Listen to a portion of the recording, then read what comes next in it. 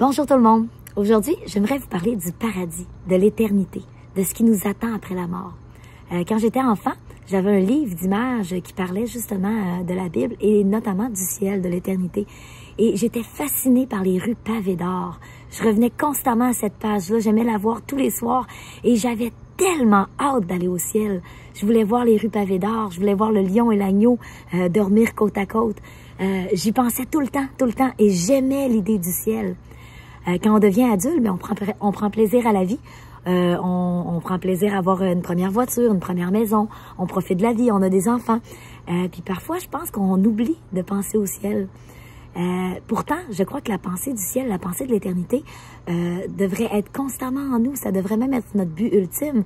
C'est la fin de notre course terrestre, mais pour commencer notre course éternelle, dans le fond. Bon, je suis une coureuse, j'aime bien le terme de la course.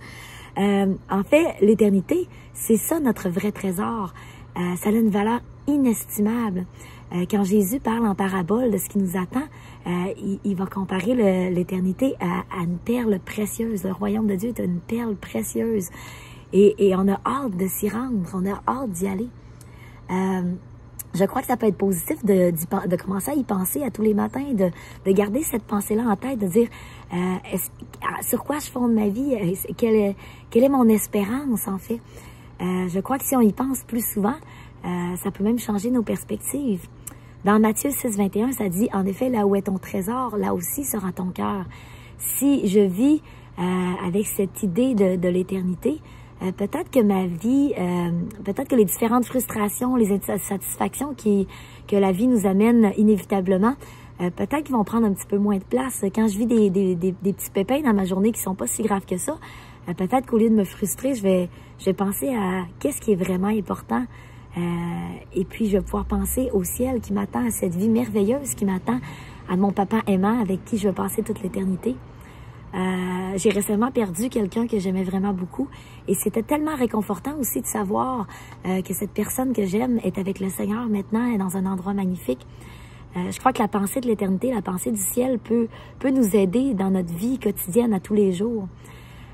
Est-ce que ça veut dire que parce qu'on pense au ciel, que parce qu'on met... c'est ça. Est-ce que ça veut dire qu'il faut pas profiter de la vie non plus? Est-ce que ça veut dire qu'on n'a pas le droit d'avoir de rêves? Non, je pense pas. Je pense que Dieu, il veut qu'on ait une belle vie. Mais je pense qu'on peut mettre cette vie à profit pour faire le bien et puis pour avoir une marche selon le cœur de Dieu. Récemment, j'ai été à la graduation de 6e année de ma fille et puis... j'ai été marquée par le fait, les enfants devaient répondre à plusieurs questions, là, mon métier futur, mes surnoms, etc. Puis il y avait une question sur mes rêves. Quel est mon plus grand rêve? Et il y avait toutes sortes de réponses. Je veux être riche, je veux voyager, je veux avoir des enfants. Mais ce qui m'a fascinée, c'est qu'il y a peut-être une dizaine, quinzaine d'enfants sur 100 qui ont marqué aucun rêve. Aucun! Je trouvais ça triste qu'on soit pas capable d'avoir des buts, des projets, un rêve, une passion. Je pense que Dieu nous appelle quand même à avoir des rêves, à vouloir réaliser quelque chose, à vouloir s'accomplir. Dans Jérémie 29, 11, ça dit « Je connais les projets que j'ai formés pour toi, des projets de bonheur et d'espérance, afin de vous accorder un avenir plein d'espérance. » Je crois que Dieu veut qu'on ait une belle vie, il veut qu'on ait des projets, des rêves, et puis encore plus si c'est des rêves pour lui, pour sa gloire.